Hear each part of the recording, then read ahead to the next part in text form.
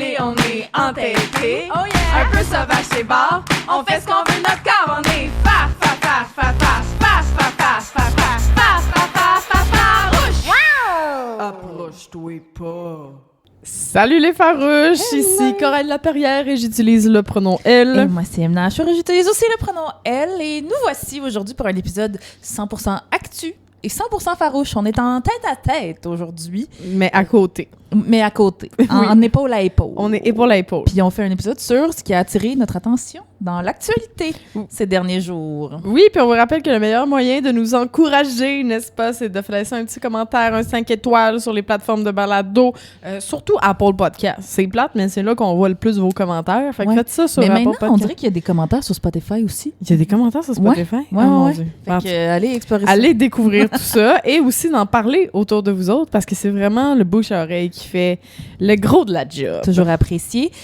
Pour les gens qui l'ont pas vu passer aussi, petit rappel qu'on fait pas juste des podcasts, Coralie et moi, hein, même si les gens nous appellent les farouches dans la rue. Là. On fait aussi du stand-up, c'est quand même comme ça qu'on a commencé.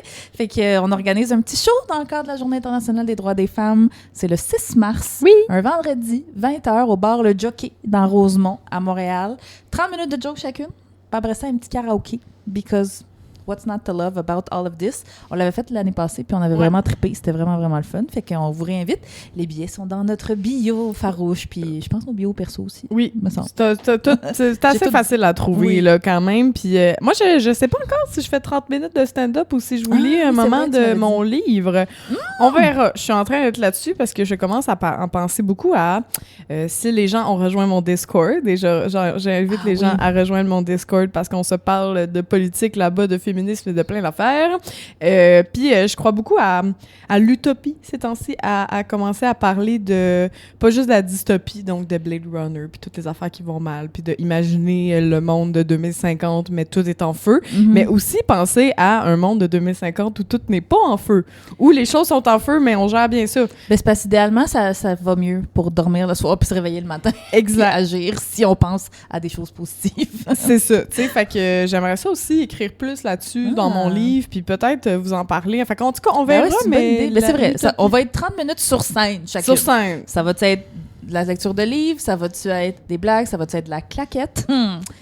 J'aimerais ça de la claquette, j'aimerais ça. Est-ce que il y a pas assez de place sur la scène du jockey malheureusement pour faire la claquette, mais la prochaine fois on a une grande salle, de la pyrotechnie, du macramé. Je sais pas, un sky is the limit. Venez pour voir, mais il reste pas beaucoup de billets. Grouillez-vous. Oui, quand même. Grouillez-vous là-dessus. Puis c'est ça, on va se lancer sur notre tour d'horizon, ce qui nous a marqué dans l'actualité.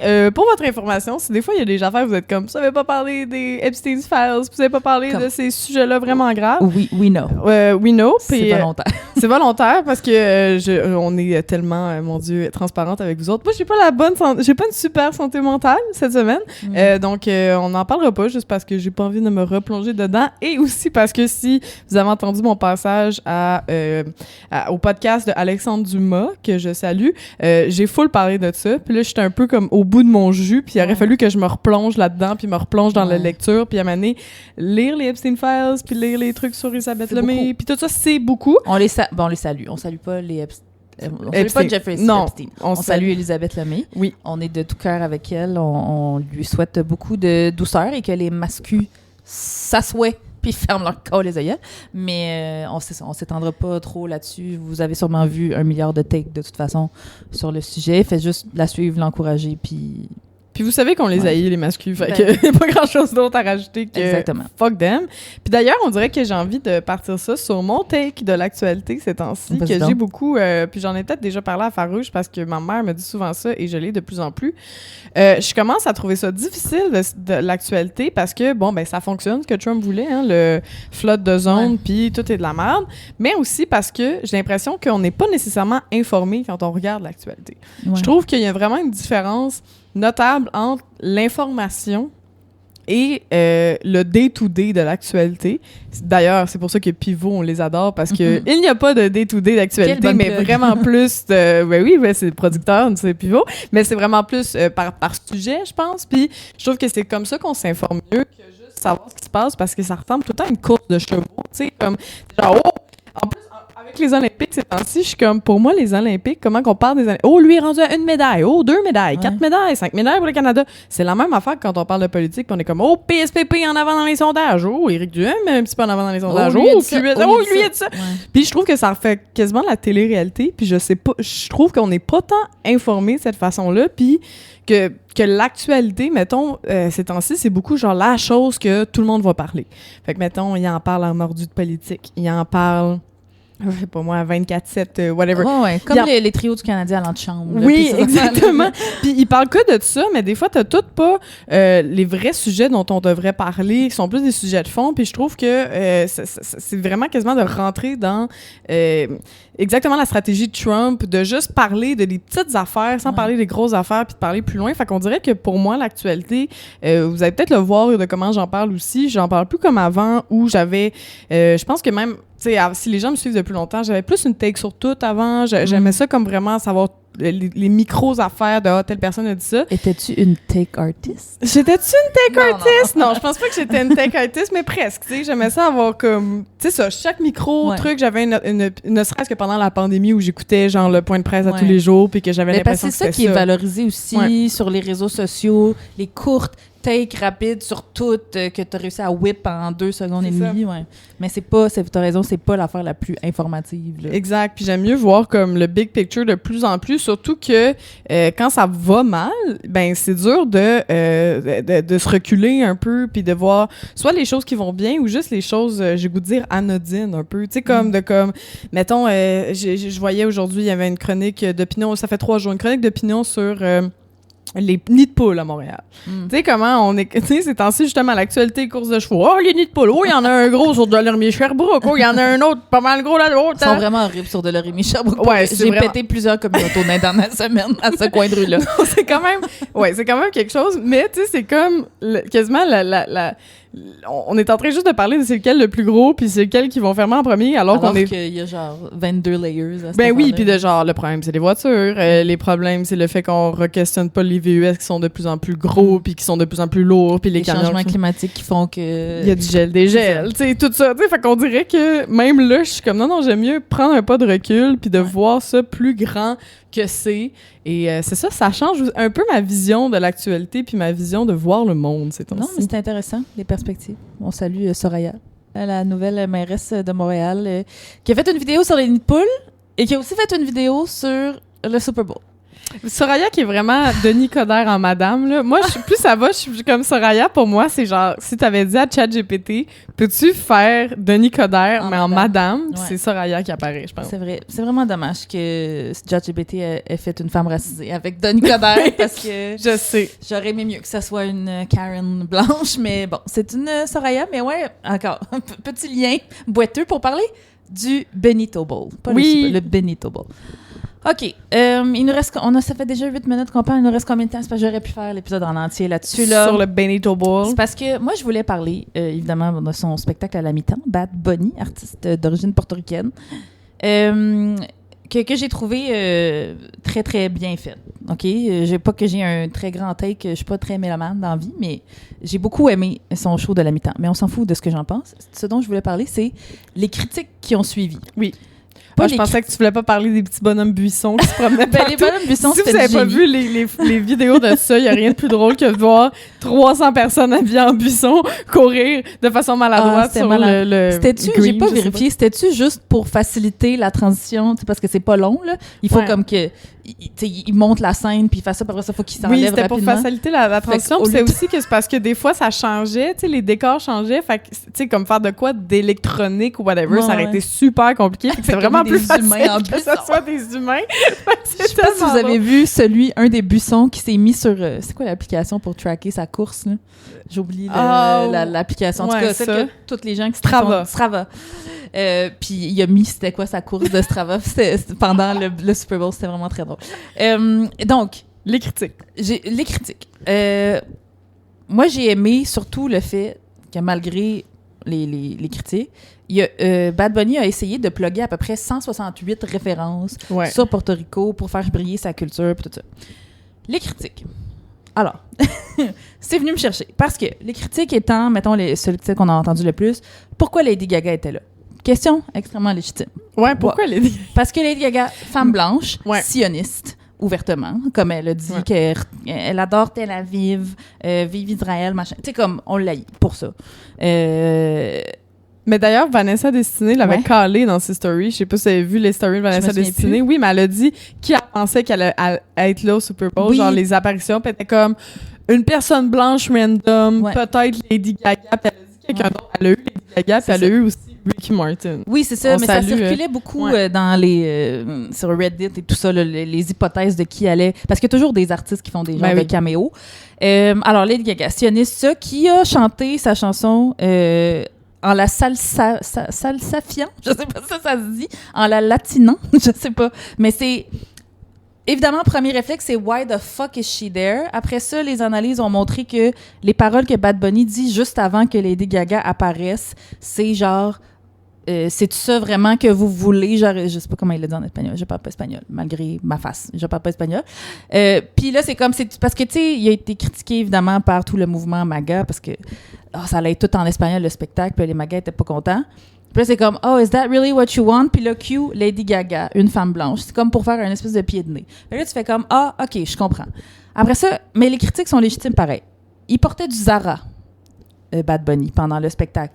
Zara, compagnie, qu'il faut boycotter parce que pro-Israël, elle aussi. Tu sais, il y a beaucoup d'affaires. C'est Jay-Z. Et Sweatshop. Et Sweatshop et fast fashion et machin. C'est Jay-Z qui décide des artistes qui font le Super Bowl depuis des années. Jay-Z, petit squelette dans le placard. Je ne m'étendrai pas trop sur le sujet, mais si on fouille, il y a des liens avec Puff Daddy, il y a des liens avec les Epstein Files. Tu sais, comme... mais il y a tellement de liens, même qu'il est parti, là. Il est déménagé, il paraît, il ferme sa carrière. Fait que, tu sais, certaines critiques sont légitimes. Là où moi, ça me bug...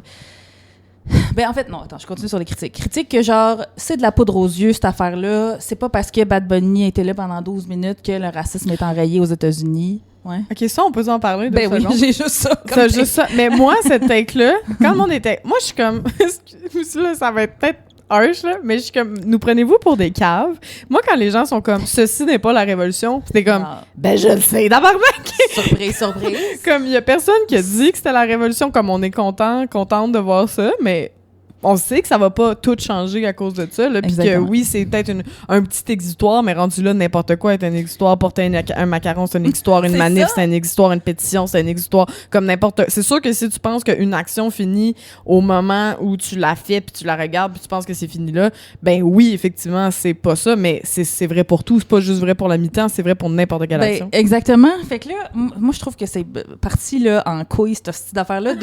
C'est comme, on le sait que c'est de la propagande. On le sait que c'est une affaire pour détourner... On le sait que la NFL, c'est de la merde. On le sait que c'est pour détourner le regard sur ce qui se passe de grave aux États-Unis. ICE. Tu sais, on le sait, Trump, MAGA, machin.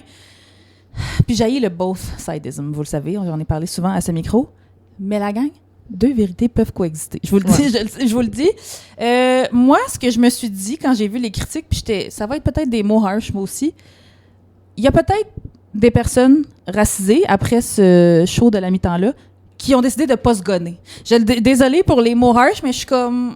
Qui êtes-vous pour critiquer quelque chose qui a peut-être empêché quelqu'un de se tirer une balle en tête? Pour vrai, je sais que c'est intense, mais c'est vraiment comme ça que je me suis sentie. Il y a peut-être du monde que, genre, les micro-agressions, là, ils ont eu un petit répit dans la semaine qui a suivi le Super Bowl. Fait qu'on peut-tu laisser les fucking personnes racisées tranquilles, tabarnak? Tu sais, comme tu dis, on le sait que... Pensez-vous que les personnes racisées, les personnes latino-américaines, le savent pas que, genre, on danse pendant 12 minutes de reggaeton, après ça, on rentre chez nous, peut-être que Ice est là puis il nous attend. Pensez-vous qu'ils le savent pas? Ouais. Pensez-vous qu'on est si cave que ça puis qu'on a la tête dans notre cul? Ça, là, des fois, je trouve que c'est vraiment une preuve... En tout cas, c'est très blanc là, de dire ça parce que je suis comme si tu t'intéresses au mouvement de résistance non blanc.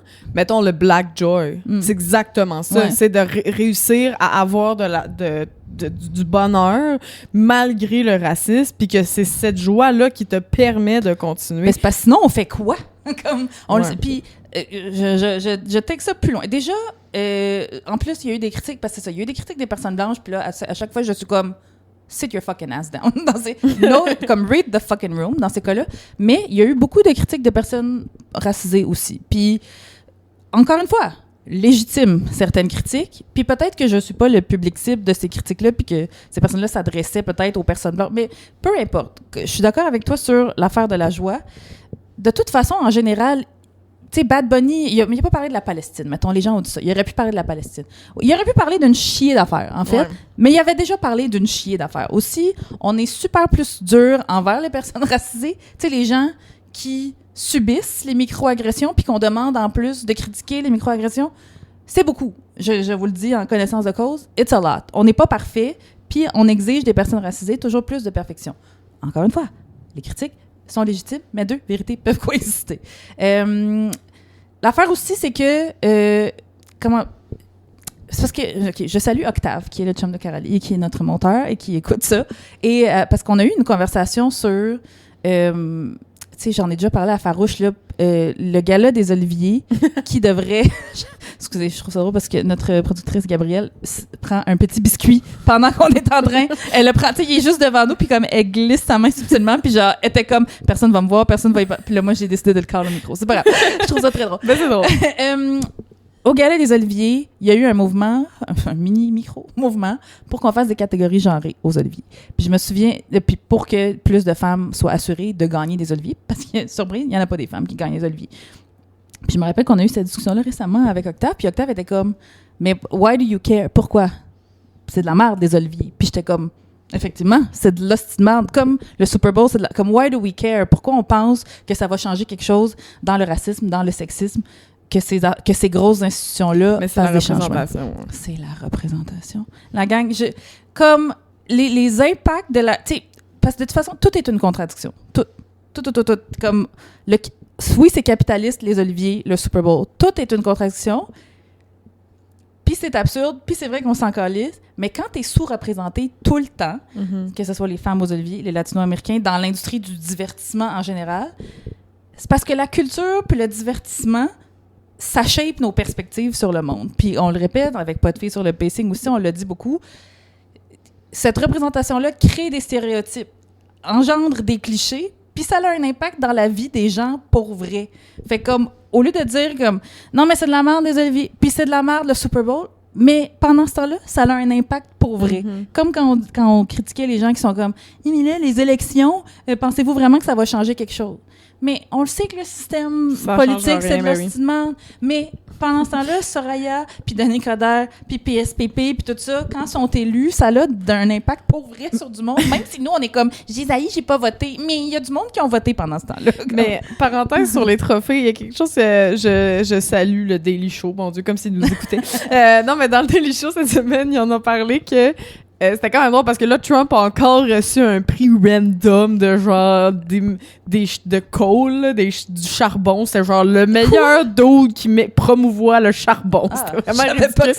Ben, ils font juste inventer des prix pour le donner à Trump ces temps-ci, tu sais. Puis là, il était comme, bon, un autre made-up price. Puis là, il était comme, ouais, mais all prices are made up, tu sais. Puis j'étais comme, c'est vrai, puis... En tout cas, au final, tous les trophées, toute cette affaire-là, c'est pas vrai, là. Tout est fake. Tous les systèmes sont rigged. Tant qu'on est sous un système capitaliste, tant qu'on est dans un monde patriarcal, tout ça, tout est fake. Mais la vie continue. Tu sais, c'est comme, on fait quoi d'abord? Ouais. Tu sais, il faut qu'on continue de critiquer, d'accord, mais genre, quand il y a une occasion où est-ce qu'il y a un bref moment... 12 minutes, je le rappelle. Où est-ce qu'on est représenté? Je dis on comme si j'étais latino-américaine. Je sais pas. J'aime ça que t'es comme, je suis pas latina, OK? Tout le monde, je suis pas latina, mais t'es comme Canada. Mais Canada. Ah oui, ça, c'était un bon meme. Là, si vous l'avez pas vu, là, c'était, tu sais, à la fin de son show de la mi-temps, Bad Bunny, il dit God bless America. Puis là, il fait comme un rappel que America, c'est pas juste les États-Unis comme Trump et d'autres le laissent entendre. Fait qu'il nomme tous les pays de tous les continents, l'Amérique du Nord, l'Amérique du Sud. Puis à la fin, il fait comme United States, Canada. Puis là, c'est genre toutes les femmes blanches qui étaient comme Canada. Tout le monde est content d'être au Canada. Parenthèse, mon algorithme est complètement Bad Bunny là, depuis depuis longtemps, mais principalement depuis une semaine.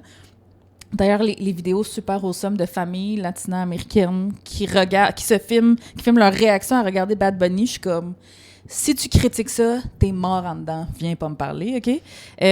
Mais donc, mon algorithme est tellement intense que là, ça m'a ressorti que Parce que, tu sais, Bad Bunny a fait des tournées, puis il a refusé... Il n'est pas allé aux États-Unis. Ben, il a fait une résidence à Puerto Rico, puis il a décidé de pas aller aux faire États-Unis. des villes pour critiquer, bon, tout ça. Pas pour critiquer, en fait, il avait carrément peur que aussi, le monde, que Ice se fasse capturer occupe... par Ice. Mais tu sais, il n'est pas venu au Canada non plus. Ça, je lui pardonnerai pas. Mais comme j'aurais vraiment voulu qu'il vienne à Montréal, mettons. Puis là, j'en parle souvent avec des amis de genre, quand est-ce qu'il va venir au Centre Bell? Quand est-ce qu'il va venir au Centre Bell? Puis là, mon algorithme m'a montré qu'il est déjà venu au Québec. Okay. En 2017, il est allé, attention, au Mumba de Laval. Puis ça m'a fait tellement rire. Mais c'était comme le Bad Bunny de 2017, c'est pas le Bad Bunny de 2026. Non, vraiment il y a pas. quand même, tu sais, le Mumba, pour les gens qui connaissent pas, moi j'ai grandi à Laval, malheureusement, mais je suis jamais allée au Mumba parce que, wow. Mais c'était comme un bar super, un club super douchebag qui a fini par fermer parce que genre il y avait des fusillades de la mafia, là. Très, très douche, tu sais, avec un code vestimentaire. Ben, peut-être que je dis de la sauce, mais pour moi, c'était comme... Je pense qu'il y avait un code vestimentaire. J'avais une coloc qui travaillait au Mumba de Laval, loin. Mais, donc, Bad Bunny est déjà venu à Canada, Laval. Moi, mais j'aimerais parler d'ailleurs une autre petite parenthèse par rapport à l'Apagone. Il y a dans le fond... dans les 1000 références qu'il y avait dans le truc, les poteaux électriques. Les poteaux électriques, c'est ça. Puis avec des danseurs qui se font, mon Dieu, quasiment... qui se font électrifier un peu. Là, ça rappelle un peu ça par rapport aux pannes de courant. Parce que El Apagone, ça veut dire panne de courant en espagnol. Et j'en ai parlé justement dans le podcast avec Alexandre Dumas. Mais je reviens, c'est que je voulais parler d'un moment comme... d'espoir, puis en même temps, là, j'ai relu pour vous arriver avec des statistiques, puis là, finalement, j'ai des stats que Trump a coupées dans mon espoir, mais je vais vous en parler quand même. Depuis 2017, depuis l'ouragan Maria, il y a vraiment des grosses pannes de courant importantes à Puerto Rico qui ont de la misère à se relever de ça. Et une des façons de se relever de ces pannes de courant-là, c'était de décentraliser l'énergie et de faire des panneaux solaires. Et il y a vraiment plein de panneaux solaires là, à Puerto Rico. Il y a plus de 300 000 résidences qui sont alimentées seulement par les panneaux solaires. Et les panneaux solaires, quand il y a une grosse panne, ben, les quartiers qui sont alimentés par des panneaux solaires sont les seuls quartiers où il reste de l'électricité souvent parce que ben c'est plus efficace, même si c'est vraiment une minorité de l'électricité à Puerto Rico. Mais là, Donald Trump a coupé dans les investissements qui allaient arriver... qui allait arriver à Puerto Rico pour mettre plus d'énergie solaire. C'était supposé avoir 30 000 familles qui allaient recevoir cet investissement-là et qui vont pas le recevoir parce que la gouverneure de Puerto Rico vise le 100% d'énergie renouvelable d'ici 2050, ce qui, on le rappelle, le minimum, malheureusement, mais en ce moment, par rapport au monde entier, c'est quasiment ceux qui vont vraiment rapidement par rapport à leur installation des panneaux solaires. Et les États-Unis ont dit, ben genre le département de l'énergie a dit que ça allait être moins fiable, l'énergie solaire, alors que c'est plus fiable. Et j'en parle aussi parce qu'en ce moment, à Cuba, il y a une grosse crise. Il va y avoir une crise du pétrole. Ben, elle commence en ce moment, mais comme on s'attend à une crise importante là, à Cuba. Et je pense que pour faire des liens, quand je vous disais que c'était pas nécessairement l'actualité qui vous parle de ça, mais plus s'informer, eh bien, l'énergie comme outil de décolonisation, c'est important de penser à ça parce que on oublie de parler de la crise climatique, mais la transition énergétique, non seulement on est écoféministe parce qu'on est contre le pétropatriarcat et le fascisme, c'est pas pour rien que Trump dit drill baby drill puis qu'il veut mettre plein d'argent dans le charbon puis dans le pétrole parce que c'est une façon d'avoir du contrôle sur le monde entier en disant vous êtes obligés de passer par mois pour racheter du pétrole. C'est la même chose avec le Venezuela, que Cuba prenait du pétrole de Venezuela. C'est pour avoir du contrôle. Et de plus en plus, il y a, entre autres, la Chine qui fait des gros investissements dans les panneaux solaires. On a vu ça à Puerto Rico. Et je pense qu'on va commencer à voir ça à Cuba. Et ça va être quand même intéressant à suivre au niveau de long terme. Je vous dis ça, la gang, pour que comme vous vérifiez ça dans vos actualités, vu que ça sera pas in your face. Mais il va y avoir un switch de pouvoir par rapport à l'énergie, beaucoup. Parce que la seule façon d'être indépendant au niveau de l'énergie, puis indépendant de ces grosses puissances-là, c'est d'avoir de l'énergie solaire, c'est d'avoir une énergie décentralisée. Il y a l'Inde, il y a le Pakistan aussi qui a déjà commencé à décentraliser beaucoup de leur énergie parce que tout simplement les ouragans ou whatever qui arrivent, ça les rend extrêmement dépendants à ça.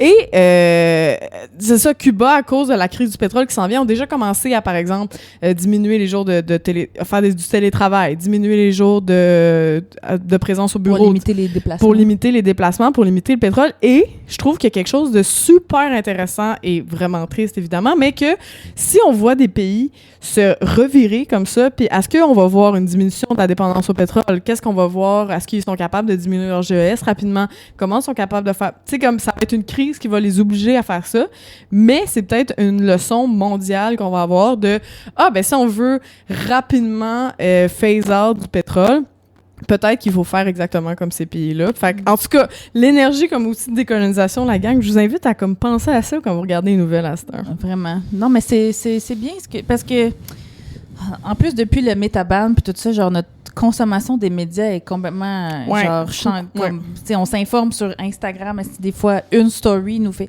il y a des fake news aussi qui circulent puis que c'est de plus en plus difficile de départager. Tu sais, il y en a des plus graves que d'autres, mais mettons parce qu'on parlait du Super Bowl, tu sais là, moi je l'ai écouté en live la mi-temps là, du Benito Bowl, puis quand il y a la scène dans le 12 minutes où on voit une famille latino-américaine regarder la télé. Puis là, dans la télé, c'est quand Bad Bunny a gagné des Grammys. Puis là, après ça, recule la caméra. Puis là, c'est Bad Bunny qui donne son Grammy à un enfant. Moi-même, mon premier réflexe, c'est-tu le petit Liam qui avait été capturé par ICE? Premier réflexe. De toute façon, j'ai pleuré en voyant la représentation, tu regardes la télé, une famille latina qui se reconnaît, machin. Mais mon premier réflexe, ça a été ça. J'ai checké sur Internet. Partout sur Internet, dans les minutes qui ont suivi, c'était « Oui, c'est le petit Liam, nanana. » Moi, je me suis fait pogner attention, aussi. Ouais. Attention. La journaliste en moi a fait « Emna, trouve au moins 3 sources qui disent que c'est lui avant de poster quoi que ce soit là-dessus sur les réseaux sociaux. » Puis comme de fait, en fouillant, j'ai trouvé assez rapidement que non, c'était pas lui, tu sais. C'était un autre petit gars, un acteur qui avait fait une audition, puis qui avait été pris, puis c'était pas fait pour symboliser Liam, quoique ça l'évoquait. C'est une bonne, tu sais, c'est quand même un bon clin d'œil, même si c'était pas voulu, ça l'était peut-être aussi, mais c'était vraiment pour représenter Benito enfant qui gagne un Grammy. Bref, fait que faites attention effectivement aux médias que vous consommez. Puis, OK, juste dernière affaire là-dessus. J'ai un peu fini ma montée de lait. Ça va peut-être revenir, ça va peut-être me repogner, mais pour l'instant, je pense que je vais avoir fini. Dernière chose que je dirais, c'est, tu sais, la chronique qui a popé dans la presse le lendemain, qui s'intitulait « Bad Bunny aurait dû mentionner le Québec ». Ça, c'était quelque chose. Je pense, j'aurais pu me crisser en bas de mon balcon. Je l'ai pas lu. J'ai fait comme les bons réacs font. Je ne l'ai pas lu. Je l'ai lu en C'est pas une diagonale, personne blanche qui l'a écrit. C'est pas une personne blanche qui l'a écrit. Est-ce que tu es en train de me dire que tu veux dire excusez les personnes blanches? Non. La personne n'était pas blanche. Je m'en calisse de c'était qui. T'aurais pas dû. Chacun a droit à son opinion. Pas celle-là. Non, j'exagère. Mais non, mais c'était... non, c'était quand même quelque chose. C'était genre comparer le colonialisme québécois au colonialisme hawaïen et au colonialisme puertoricain. Puis t'es comme, pardon. Mais c'était surtout... OK, je l'ai un peu lu. La première phrase, c'est genre... Je viens de terminer de regarder la mi-temps du Super Bowl et j'ai le cœur lourd quand j'ai vu les drapeaux défiler, qu'il y avait tous les drapeaux, mais que celui du Québec n'y était pas. J'étais genre, tabarnak, comme j'en peux plus. C'est quoi donc ta joke là, sur la souveraineté là, de PSPP qui fait fâcher les péquistes? T'en as beaucoup, là, mais j'en ai beaucoup, c'est dans la piscine. La chandelle dans la piscine.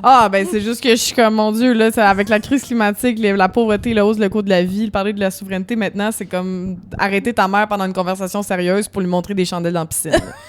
Comme... C'est comme, really? Là, de toutes les takes que t'aurais pu avoir, moi qui viens de faire 20 minutes sur critiquer Super Bowl, c'était pas une bonne take, mais de toutes les takes que tu pouvais avoir, te dire que le Québec était pas mentionné, shut the fuck, I'm sorry. Je sais. C'était quand même... Ça, c'était du rage bait. Je suis désolée, ça, c'était du rage bait. Ah oui, c'est pour ça que la presse l'a publié. Moi, j'ai le goût de revenir sur une nouvelle qui est arrivée, puis c'est parce que t'en as parlé sur les réseaux sociaux, fait qu'on dirait que j'ai envie de te partir là-dessus, parce que on est juste 2 cette fois, fait qu'on se sent pas mal qu'il y ait une 3e personne qu'on va mettre sur la sellette. Mais, en fait, il y a de plus en plus de repas végétariens dans les institutions publiques. Oui. Vous avez peut-être vu ça passer. Donc, donc, de plus en plus dans les CHSLD, le végétarien se taille une place. À la Polytechnique, ils ont décidé de retirer la viande, le bœuf, en fait, de leur menu. Puis Olivier Primo a pas trouvé ça. Olivier Primo puis plein de monde. Il y a tu sais, j'ai vu un post des Équiterres qui reprenait des commentaires sur X, évidemment, là, qui était comme le végétarisme, ça fait dans les plats de CHSLD, c'est de la maltraitance pour les aînés. Puis t'es comme pardon, c'est juste hey, là, c'est franchement, le tofu, c'est si pire que ça. Mais surtout, c'est genre, dans une sauce spaghetti, là, genre, tu vas en revenir, là, man. Comme on s'entend que du spaghetti, ça goûte la sauce tomate, puis un petit peu de ça va aller, là. Ça va être correct. Et alors que c'est littéralement aussi meilleur pour leur santé, ça, c'est quand même fou de dire, c'est de la maltraitance pour les aînés, mais manger moins de viande, c'est meilleur pour le cœur. Ouais. Fait que je ne penserais pas. Et bon, ça arrive au moment où c'est ça, en fait, je voulais en reparler parce que, justement, ça va mal pour le climat. Donald Trump a encore dérégulé 1000 affaires. Sauf que, somehow, même si le gouvernement il s'en fout, les institutions commencent à avoir des changements végétariens. Oui. Je ne pensais pas. C'est ça qu'on attendait. De 1000 choses qu'on attendait, mais les institutions en position de pouvoir, c'est à elles de donner l'exemple et de faire hey, nous, on ne sert plus de viande ou moins de viande qu'avant. Parce que c'est vrai que demander à chaque individu, tu sais, comme c'est pas la faute des individus, c'est un peu la faute des individus. Mais vous comprenez ce que je veux dire que eux autres montrent l'exemple, c'est comme, enfin, hostie, c'est vous qui avez le pouvoir de créer du réel changement. Vraiment, puis ce qui est drôle aussi, c'est que ça coûte moins cher. Mais oui! Fait que ça finit par être aussi des économies pour les institutions publiques, puis ils disent, c'était pas une question d'argent, sauf que maintenant qu'on peut économiser parce qu'on a moins de viande, on peut prendre cet argent-là et acheter des produits locaux. C'est comme, non! Eh là là! Hey, s'ils nous avaient appelés, ils auraient sauvé 5-10 ans, là, de comme cassage de crâne, de comment qu'on pourrait économiser de la... Comme, tu sais, Coralie puis moi, on n'achète pas, tu sais, on mange pas de viande à la maison, en général, mais moi, je vais faire une phrase avec ça. Moi, je mange plus de viande du tout. Moi, quand je vais chez mes parents, j'achète la paix, puis je mange ce qu'ils me mettent dans mon assiette. Mais on n'en achète plus dans notre maison, puis tout ça, puis hey, ça coûte moins cher, l'épicerie, là. Puis on peut se permettre d'acheter local, d'acheter bio. Là, je sonne hippie un peu, de genre, faites comme nous, faites l'amour, pas la guerre, mais essayez-les. Essayez, c'est l'adopter. Puis moi, il y avait une take que je trouvais intéressante de Sage Lenier. Sage Lenier, je sais vraiment pas comment le dire. Mon Dieu, c'est une activiste vraiment sage ou épreu de la sauge? Sage Lenier. En tout cas, c'est vraiment écrit Sage Lenier. Okay. Fait qu'on dirait que c'est français, mais en même temps, c'est clairement pas Sage Lenier, comme elle dit. Mais j'ai vu un extrait d'elle. Là, c'est une activiste que vous avez peut-être déjà vue là, dans des panels puis tout ça. Là. C'est une des activistes quand même Gen Z, là, quand même assez très cool aussi. Elle a des boules, longs cheveux, en tout cas. Et elle rappelait dans un podcast, je pense qu'elle disait que c'est 80 milliards d'animaux qui sont tués par année. 80 milliards. Et ça n'inclut pas les poissons et les fruits de mer parce qu'on doublerait le chiffre minimum. Le chiffre pourrait doubler. 14,5% des GES viennent de l'élevage et c'est plus de 50% des émissions de méthane qui viennent de l'agriculture. C'est énorme, là, l'impact environnemental. Puis elle disait, c'est fou parce que ma génération dit que les actions individuelles, ça change rien. Mais imaginez si le gouvernement interdisait la viande. Oui. Les gens seraient avec des fourches puis genre du feu dans les rues puis ça serait impensable de mettre des lois pour ça alors que c'est là que tu vois que c'est super personnel d'arrêter de manger de la viande, que les institutions, je pense que leur responsabilité c'est de diminuer rapidement leur consommation de viande quand même. Puis, tu sais, même, genre, le CHU de Sainte-Justine est rendu 50% d'œufs végétariennes, puis ça a diminué de 50% leur empreinte carbone. Fait que c'est sûr que les institutions doivent faire ça, mais en même temps, c'est sûr que c'est encore ton choix individuel que tu dois faire, parce qu'on peut pas demander aux compagnies puis au gouvernement de les interdire, là. C'est parce que c'est un faux choix. Dans le sens, c'est pas comme s'ils nous présentaient les deux choix, être végé ou manger de la viande, comme s'ils étaient égaux. Tu sais, ils nous montrent, parce que lobby de genre, je sais pas, lobby de la viande, de la viande rouge, machin. Tu sais, c'est pas comme si c'était... Mais il faut que les institutions, donc, go out of their way pour faire un effort, pour montrer que les options sans viande sont des bonnes options. Ce qui n'a pas tant été fait dans les... Tu sais, comme l'autre, la maltraitance pour les personnes âgées, tu sais, comme... Puis ça, c'est genre une personne. Puis juste comment qu'il l'expliquait aussi pour le CHSLD, c'est qu'il disait genre, mettons, au lieu d'être écrit sauce végé, c'est comme sauce aux lentilles corail. Puis là, ils sont comme, c'est pas de la tromperie. C'est juste pas écrit sauce à la viande. C'est comme, veux-tu que je t'explique comment le Coca-Cola est fait? Tu vas fendre en deux, mon Oui, c'est comme... C'est ça, en tout cas.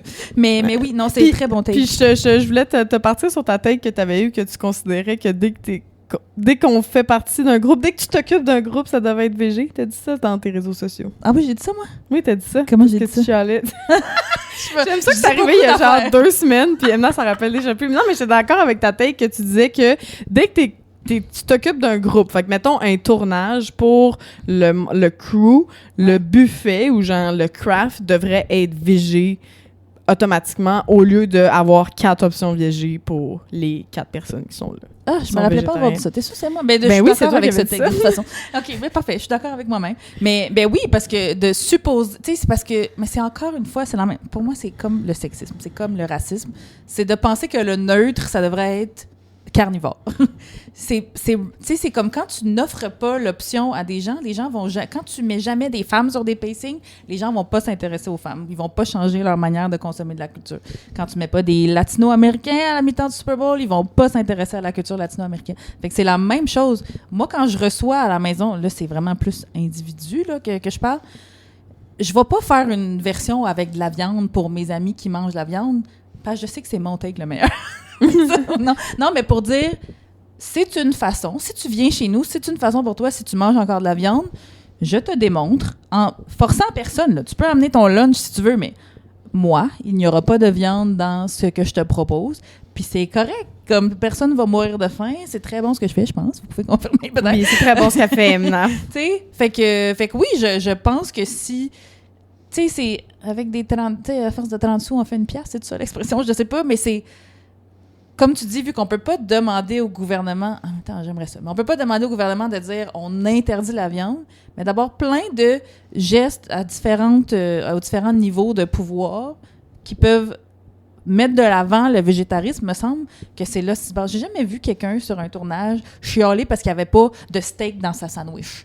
Ouais, c'est pas grave un grilled cheese une journée, comme ça va aller. Oui, puis je trouve, en tout cas, je ferais ça le fun d'en parler aussi parce que, tu sais, j'ai fait, certaines personnes sont venues à des ateliers parce qu'ils me le disent, ils disent qu'ils écoutent farouche, mais j'ai fait des ateliers sur la militance puis sur comment qu'on agit dans ce monde, mon Dieu, qui va donc mal.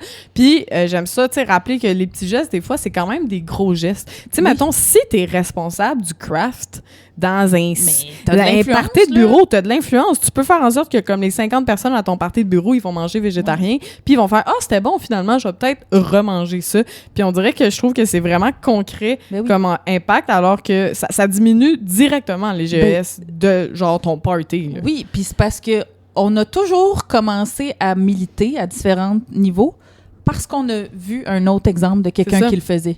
Fait que, tu sais, des fois, l'exemple, c'est le gouvernement a instauré une loi qui m'a influencé à agir d'une façon, mais des fois, c'est Emna m'a invité chez elle, puis il n'y avait aucune viande sur son menu, puis c'était fucking bon. Ah, ça se peut. Je vais faire ça, moi aussi. Fait que, tu sais, il n'y a pas de petits gestes. Non, surtout que ces gestes-là, en tout cas, moi, j'en parle souvent. Là, moi, je suis comme un peu contre le fait qu'on dise que les petits gestes servent à rien, parce que je suis comme, les petits gestes sont tout le temps collectifs. Tu sais, mettons, si on est capable d'être végé aujourd'hui, c'est parce qu'il y a eu des végés avant nous qui ont créé des alternatives à la viande, qui ont fait du militantisme. Ils ont tassé la fenêtre d'Overton vers le végé. Oui, ils ont rendu ça possible. Hey, il y a tout le temps, là, vous allez peut-être déjà parler à une vieille hippie qui a vécu genre les années 80-90, qui était végane, puis la seule affaire de végane, c'est genre des lentilles au fin fond de l'épicerie, que genre fallait que tu souffles, puis la poussière s'en allait, genre, puis que c'était comme ça qu'elle se faisait des brownies. C'est ça, il y avait pas de Beyond Meat à l'époque, c'est ça qu'on veut dire. Ça, puis c'est grâce à tous ces militants-là, avant nous autres, qui ont réussi à créer ça, puis que nous, quand on s'imbrique dans ce mouvement-là, on s'imbrique dans quelque chose de collectif, même si c'est un choix individuel dans notre assiette. Ouais, puis si peut-être pour rapper ce bout-là, tu sais, comme tu dis, pour moi, tous les petits gestes vont compter parce que même moi, là, vous m'aimez, vous écoutez Farouche, fait que vous aimez mes takes. Je les ai pas sortis de mon fion, là. Puis même qu'ils sont pas tant sortis de bonne place. T'sais, moi, j'ai arrêté complètement, de, mettons, manger fast-food de la viande parce que AEW est une grande affaire qu'il faut boycotter parce qu'ils ont des liens avec Israël, de machin. parce qu'ils ont mis de la boulette Beyond Meat. Parce que c'était mon premier, comment on dit, ma premier contact avec la fausse viande, c'était ça. Après ça, j'ai trouvé plein d'alternatives, puis j'aime ça les lentilles, puis le tofu. Mais, puis il faut pas consommer du Beyond Meat à tous les jours non plus. Mais c'est ça qui m'a amené ça. Ça, une autre affaire, je suis pas fière de dire, mais ça l'a amené quand même la Farouche que vous connaissez aujourd'hui. Mon premier contact avec le féminisme, c'est l'entrevue de Taylor Swift, tout le monde en parle, il y a genre 15 ans. C'est dégueulasse. Comme je l'aime pas, Tay aujourd'hui, là, comme je la critiquerais pour plein d'affaires. Je pourrais faire un épisode entier là-dessus. Mais crime, je l'ai écoutée, elle a parlé du féminisme, sûrement du féminisme très blanc puis très basique, mais tout de même, j'ai fait « Ah! OK, ça se peut, ça veut pas dire j'haïs les messieurs. » Mais là, aujourd'hui, c'est ça que ça veut dire, mais vous comprenez? L'utilisation qui a fait je me suis ça, c'est pas tété. Mais tu sais, on sait pas d'où cette inspiration-là va venir. On peut-tu se donner un fucking break de genre apprendre de où on peut apprendre, puis justement que tout le monde, là, je veux pas praise tout le monde en parle, mais que tout le monde en parle à ce moment-là et laisser l'espace à une des plus grandes vedettes quand même, mais de dire... Tout le monde en parle tellement de cœur sur la main d'avoir laissé de l'espace à Taylor Swift. Non, mais tu sais, c'est quand même une institution en position de pouvoir. Elle a eu un take féministe, puis ils ont décidé de pas le couper au montage. Puis ça l'a donné Emna aujourd'hui, quand même. Bravo! Non, je veux pas dire bravo. Guy Lepage va nous inviter grâce à ça. C'est comme ça qu'on a notre billet pour Tout le monde en parle. Fait que voilà. Peut-être petite... non, combien il nous reste de temps? OK, non, il n'y a pas assez de temps pour ça. On parle du PEC. Oui, je veux vraiment pas qu'on parle du PEC. Parce que les deux, on l'a ouvert sur notre ordi. Moi, j'étais à la manifestation contre l'abolition du programme d'expérience québécoise samedi le 7 février. Et d'ailleurs, je shout-out à Sergio, dont j'ai déjà parlé dans le podcast, qui animait la manif, puis il faisait vraiment froid. Il faisait genre, pour vrai, moins 25. Puis il a mis du pitbull. Puis de la musique, puis de la musique brésilienne pour nous faire danser. Puis ça a vraiment marché. Puis la musique était tellement bonne. Genre, des fois, je sortais mon ciel pour Shazam, mais il faisait moins 25. Fait que là, mon ciel fermait. Puis j'étais comme, non, je voulais la chanson brésilienne. Fait que les tunes étaient vraiment bonnes. Mais parce que moi, je voulais parler du le nouveau programme, le PTSQ, qui est sorti. Le Devoir sortait un article là-dessus. Le PTSQ, c'est le nouveau programme qui remplace le PEC. J'en ai déjà parlé à Farouche dans l'épisode de décembre, je pense. C'est un système de pointage super compliqué, super déshumanisant. Et en 7 mois, ils ont délivré 5 certificats. Ah, c'est une bonne moyenne. Même pas un par mois. 5 certificats. Et Jean-François Roberge a dit que c'était des délais normaux. Puis je comprends que vous voulez pas des migrants, mais 5, Chris, c'est pas assez pour déménager. 5! C'est Jean-François Roberge, est-ce que genre c'est lui-même qui s'en occupe? J'étais comme, c'est pour ça qu'il a fait le dossier des prières de rue. Il était comme, je veux pas avoir le temps de m'occuper des dossiers. Fait que, les prières de rue, 5 en tout cas. Je peux-tu juste dire que Jean-François Roberge... Y a-tu déjà fait quelque chose de bon, ce style-là? Comme ministre de l'immigration, avant ça, ministre de l'éducation? Il a peut-être tenu la porte à une vieille madame une fois dans sa vie. Non, je suis sûre qu'il a crissé dans la face. C'était parce que c'était une madame immigrante. Il a fait « Quand retourne chez vous! » Non, mais tout le monde l'haït, ce style-là. Comment c'est possible, les hommes en politique? Il n'y en a pas de méritocratie. Bon, je pourrais repartir pendant longtemps. OK, bref. Donc, oui, le PEC, Sergio, c'est...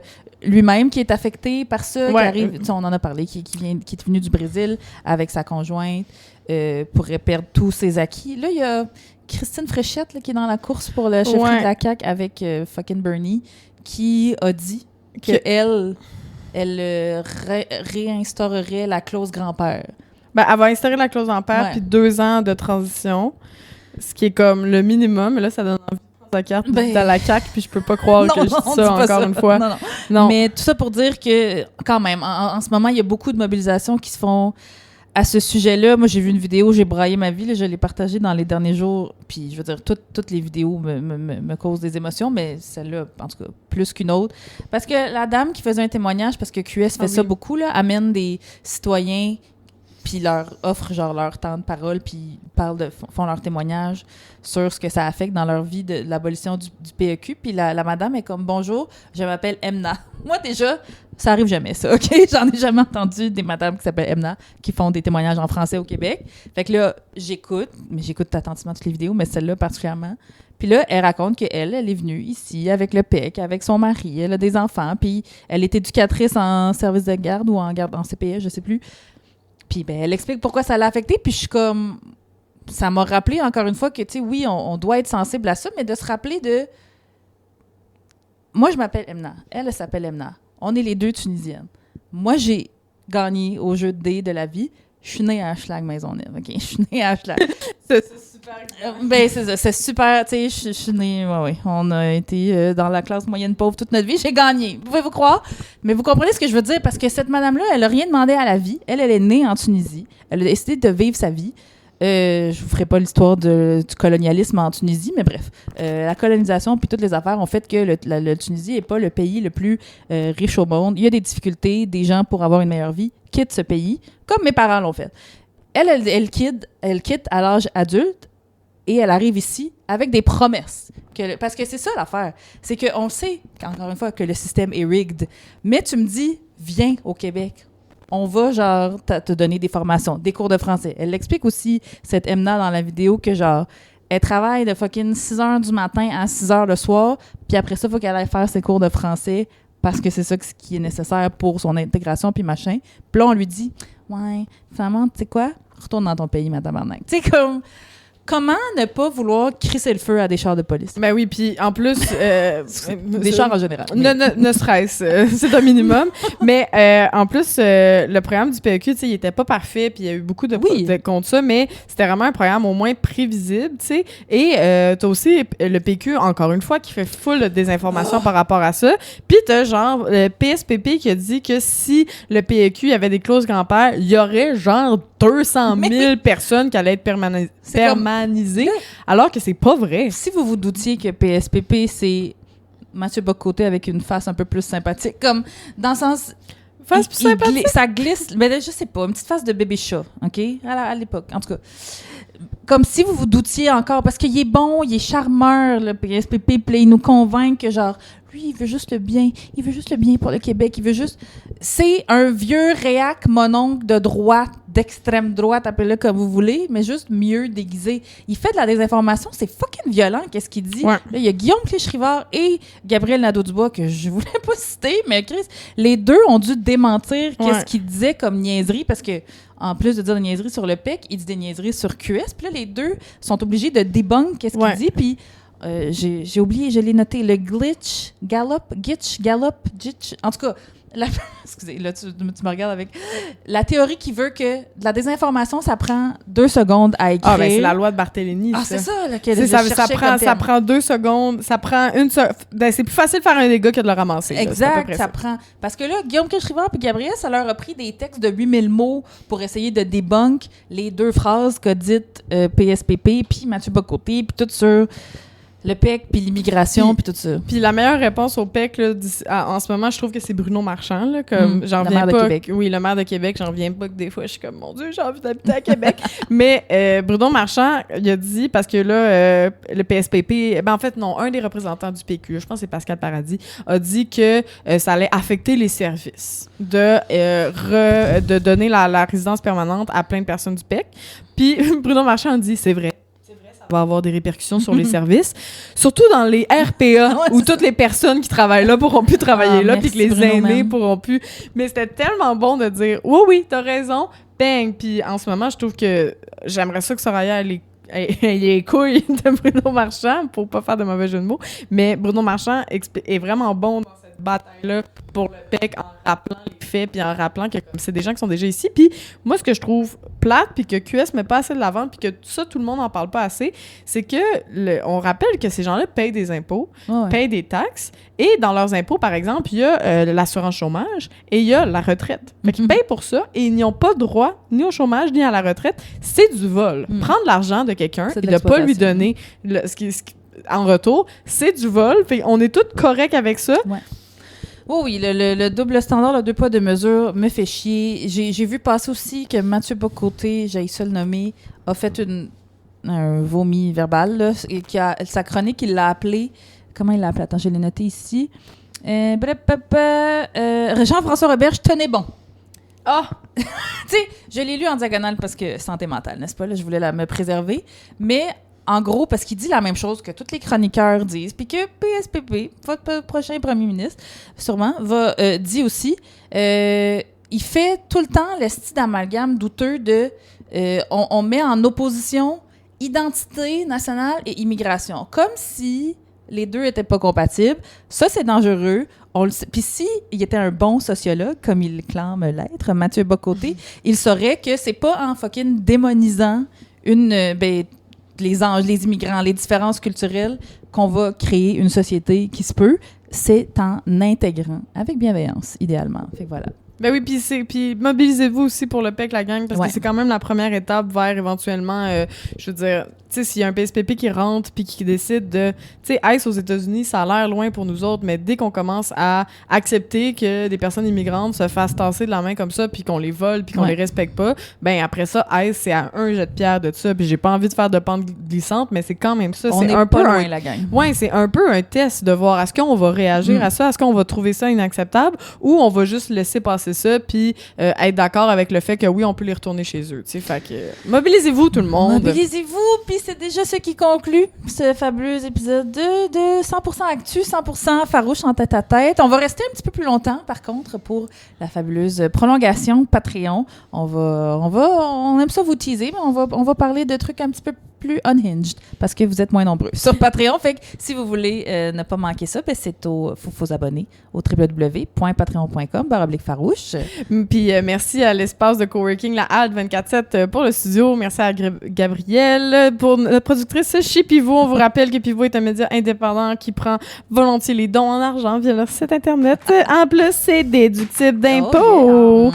Puis merci à toi, Femina Show. Merci à toi, Coralie Laperrière. On espère que vous aimez ça, nos épisodes hebdomadaires. La semaine prochaine, ne manquez pas ça. On reçoit la fabuleuse Isabelle Chapado en direct des Halloween. Oui, et n'oubliez pas de nous laisser un avis sur les plateformes de balado, de nous suivre sur les réseaux sociaux, de parler de Farouche autour de vous. C'est comme ça qu'on élargit la communauté. Puis venez à notre show le 6 mars prochain. 30-30, claquette saxophone. Pour les abonnés, je sais pas. Pour les abonnés Patreon, on se retrouve tout de suite pour la prolongation et pour les autres, ben on vous dit à bientôt les Farouches!